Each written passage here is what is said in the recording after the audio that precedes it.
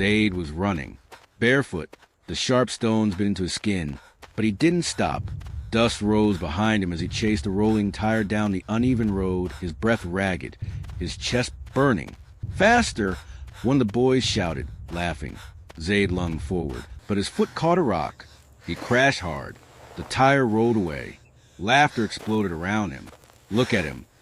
Always dreaming like a fool. Dreams won't fill your stomach, Zayd. He stayed on the ground for a moment, his palms pressed into dirt, his ears ringing with their voices. Slowly, he lifted his head. His eyes burned, not just from the fall, but from something deeper. "I'll prove you wrong," he muttered. But no one heard him. Or maybe they did, and just didn't care. That evening, Zayd walked home slowly, limping slightly. His shirt was torn at the shoulder, his stomach twisted with hunger. When he reached their small house, the door was half open. Inside, his mother was coughing again, a dry, painful cough. "Zayd, is that you?" she asked weakly. "Yes, Mama," he replied, forcing his voice to sound normal. "I'm back." He stepped in and saw his father sitting quietly in the corner, staring at his hands. Hands cracked from years of labor that had brought them almost nothing. "There's no work tomorrow," his father said without looking up. Zayd swallowed. "Something will come," he said. His father gave a short, bitter laugh. "Hope doesn't pay debts." Zayd didn't respond. He couldn't. Later that night, as darkness swallowed the room and silence settled in, Zayd sat outside alone. He pulled out his old notebook, its pages worn and creased. Inside were rough sketches, ideas for small businesses, repair shops, anything that could change his life. A shadow fell over him. "Why do you look so serious, young man?" Zayd looked up. An old man stood there, wrapped in a simple robe, his eyes calm but piercing. "Nothing," Zayd said quickly, trying to hide the notebook. The man smiled slightly. "Nothing does not make a boy stare at paper like it holds his future." Zayd hesitated. Then quietly he said, "I just want something better." The man sat beside him without asking. "What do you see when you look at yourself?" he asked. Zayd frowned. "What kind of question is that?" The man reached into his pocket and pulled out a small object, a cracked mirror. He handed it to Zayd. "Look." Zayd glanced at it. All he saw was his tired face, dirt-streaked, eyes heavy. "I see nothing special," he said. The man leaned closer. "Look again." Zayd stared harder. Still nothing. "I see someone who is tired," he said. "Someone who is poor." The man shook his head slowly. "That is what the world wants you to see." Zayd's brows tightened. "Then what should I see?" The man's voice dropped. "Fire." Zayd blinked. "Fire?" "Yes. The kind that refuses to die. The kind that keeps burning even when everything around it is dark." Zayd said nothing. The man stood up. "If you learn to see it and protect it, your life will change." "Wait," Zayd said quickly. "What's your name?" The man paused and smiled faintly. "Malam Sadiq." "And will I see you again?" Sadiq looked at him for a moment. "That depends on you." Then he walked away into the night. Zayd sat there, the mirror in his hand. He looked at it again. Nothing had changed. Or had it? The next morning, reality came crashing back. His mother collapsed. It happened so suddenly. One moment she was standing. The next she was on the ground, struggling to breathe. "Mama!" Zayd shouted, dropping to his knees. His father rushed in. "What happened?" "She just fell." They had no money for a hospital, no savings, no help. Zayd felt something inside him crack. That night, he sat outside again, staring at the mirror.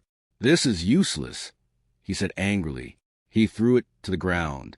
"Fire," he scoffed. "Fire won't save her." His chest tightened, his vision blurred.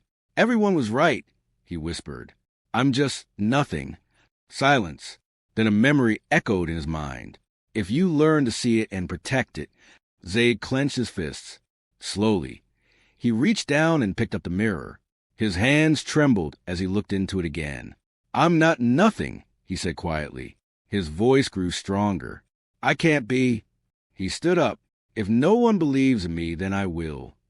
The next few days were different. Zayd didn't wait for opportunities anymore. He chased them. He started hanging around a roadside phone charging stand, watching closely. "Why do you keep staring?" The owner snapped one day. "I want to learn," Zayd said. The man laughed. "Learn? With what education?" "I'll work for free," Zayd said quickly. "Just teach me." The man studied him for a moment. "You're serious?"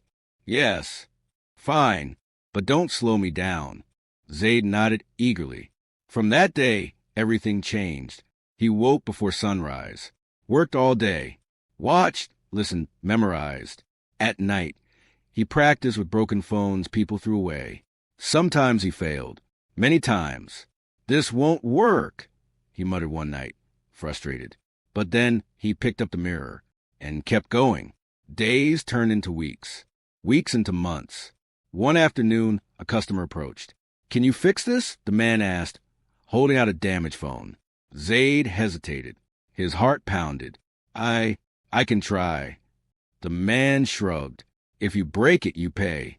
Zayd swallowed hard. He took the phone. His hand shook, but his mind was steady. Carefully, he worked. Minutes felt like hours. Finally, he pressed the power button. The screen lit up. The man's eyes widened. "It works." Zayd nodded slowly. The man smiled. "How much?" Zayd froze. How much? He had never thought that far. "Anything," he said. The man handed him some money and walked away. Zayd stared at it. His first earnings. It wasn't much, but it was everything. He looked at the mirror that night, and for the first time, he saw it. A spark. Not big, but real, and it was enough. The next morning, Zayd didn't wake up with hope. He woke up with urgency. His mother's weak breathing filled the room. His father sat beside her, eyes red, shoulders heavy. "We can't keep going like this," his father said quietly. Zayd tightened his jaw. "We won't." His father looked at him. "You're still a boy, Zayd." "No," Zayd replied firmly. "Not anymore." That day, he didn't go to the charging stand. He carried a small wooden table to the roadside and placed it under a fading umbrella. A piece of cardboard hung in front. Phone repairs, cheap and fast. People walked past without stopping. Some laughed. "Who will trust this one? He can't even afford shoes." Zayd heard every word, but he stayed. Hours passed. Nothing. The sun grew hotter. His throat dried. His stomach growled. Still he stayed. Finally, a woman stopped. "Can you fix a charging port?" she asked skeptically. Zayd nodded. "Yes, I can." "If you spoil it, you'll pay," she warned. "I understand." His hands moved carefully. Sweat dripped down his face. His heart pounded with every second. Click. He tested it. Charging. The woman's eyes widened slightly. It works." She handed him money and walked away. Zayd stared at it. Then he smiled. It had begun. Days turned into weeks, and weeks into months. Zayd's table became known. Not famous, but known. People started saying, "Try that boy, he might fix it." That was enough. He saved every coin. Every single one. His friends? They stopped calling him to play. "You've changed," one of them said. Zayd shrugged. "I have to." At night, exhaustion hit him like a wave. Sometimes, he would stare at the mirror and whisper, "I'm tired." But he never said, "I'm done." One evening, his father approached him. "I saw you today," he said. Zayd looked up. "At the roadside?" His father nodded. "You didn't give up, even when no one came." Zayd said nothing. After a pause, his father added softly, "I'm proud of you." Zayd froze. Those words meant everything. But the real turning point came weeks later. A man in clean clothes stopped by the table. "I've been watching you," he said. Zayd's heart skipped. "Sir, you're consistent," the man continued. "That's rare." Zayd stayed silent. "I own a small shop," the man said. "I need someone like you." Zayd blinked. "A job." The man smiled. More like an opportunity. Zayd didn't hesitate. "I'm ready." Working in the shop changed everything. Better tools. More customers. more experience, but also more pressure. Be careful, the owner snapped one day. That phone is expensive. I'm sorry, Zayd said quickly. Mistakes were costly now, but he learned faster, worked harder, and saved even more. Months passed. Then one day, Zayd stood in front of a small empty space. This is it, he whispered. His own shop. Tiny, simple, but his. He opened it with shaking hands. The first day was slow. The second day, better. By the third week, he was overwhelmed. Customers lined up. Word had spread. That boy is good. He doesn't cheat. He works hard. Zayd didn't let it get to his head. Every night, he still looked into the mirror. And every night, the fire grew stronger. Then came the moment he had been waiting for. He took his mother to the hospital. The doctor examined her carefully. With proper treatment, she will recover, he said. Zayd closed his eyes. Relief washed over him. Thank you, he whispered. When they returned home, his father sat quietly, watching everything. You did this, his father said. Zayd shook his head. We did this. His father smiled faintly. No, you lit the fire. Time passed. Zayd's shop became 2, then 3. He started selling accessories, chargers, earphones, batteries. His own brand slowly took shape. The same people who once mocked him now greeted him with respect. Zayd, we always believed in you. Can you help my son learn from you? Zayd listened, but he never forgot. One evening, as the sun dipped low, a familiar voice spoke behind him. You finally see it. Zayd turned. Malam Sadiq stood there, just as calm as before. Zayd smiled. I've been waiting for you. Sadiq stepped closer. Tell me, what do you see now? Zayd picked up the cracked mirror from his table. He looked into it. I see fire, he said. Sadiq nodded. Good. But, Zayd added, it was always there, wasn't it? Sadiq smiled. Yes, the mirror never changed. Zayd exhaled slowly. I did. Sadiq placed a hand on his shoulder. And now, it's your turn to remind others.